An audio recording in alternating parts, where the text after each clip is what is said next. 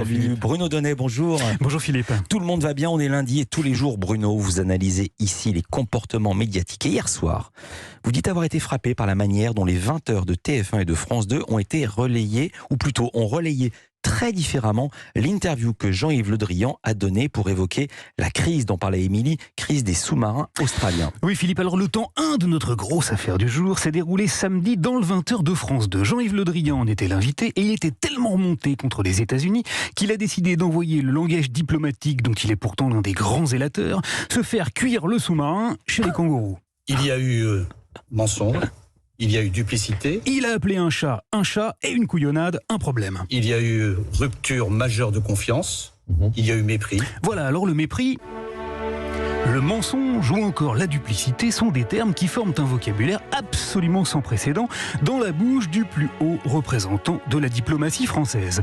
Du coup, les médias ont été très intéressés par cette séquence-là qui ne sonnait vraiment pas comme celle que l'on a coutume d'entendre. Donc ça ne va pas entre nous, ça ne va pas du tout. Alors, ils ont choisi hier de la relayer et de la commenter. Et c'est là, Philippe, qu'on en arrive au temps 2 de notre sujet d'aujourd'hui. Car vous allez voir que le télescopage entre le 20h de TF1 et celui de France 2 dessine un contraste extrêmement savoureux. À ma gauche, toute heureuse d'avoir été la puissance invitante, France 2 avait choisi hier soir de bien nous faire remarquer que c'est chez elle que l'événement s'est déroulé. Hier soir sur ce plateau, le ministre des Affaires étrangères, Jean-Yves Le Drian, a revendiqué avec des mots forts la fin de l'innocence diplomatique française et européenne après l'épisode de la rupture des contrats de sous-marins. Laurent Delahousse l'a dit et le correspondant de la chaîne aux États-Unis a bien souligné la portée médiatique colossale de la séquence. L'affaire est évoquée jusque dans les chaînes de télévision américaines. Mazette, avant de rediffuser dans son sujet le passage le plus fort de l'interview de la veille en faisant apparaître à l'écran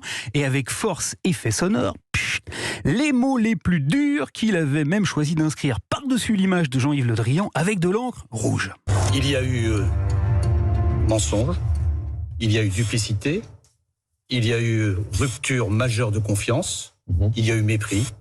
Donc ça ne va pas entre nous. Ça ne va pas du tout. Voilà donc pour France 2 qui a bien bombé le torse, merci. À ma droite, à présent, sur TF1, on avait choisi une toute autre mise en forme. Car si le son était à peu près le même que sur la 2, encore que l'image était radicalement différente. Jugez plutôt.